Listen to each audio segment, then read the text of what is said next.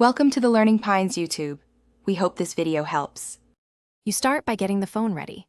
Charge it to 50% or plug in the original 30W charger so the device won't throttle. Insert your SIM and optional micro SD, making sure the tray is fully seated. This prevents read errors. Press and hold the power button for 2 to 3 seconds and release at the Motorola logo so the bootloader hands off to Android.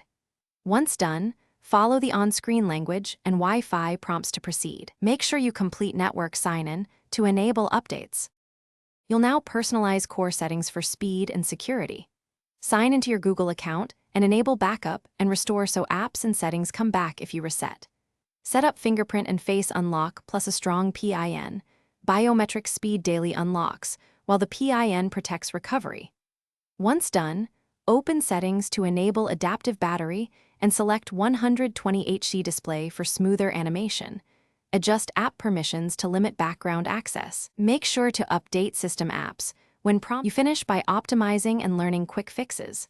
Regularly install system and app updates, clear app cache if things feel sluggish, and use files to remove large media. This preserves storage and speed.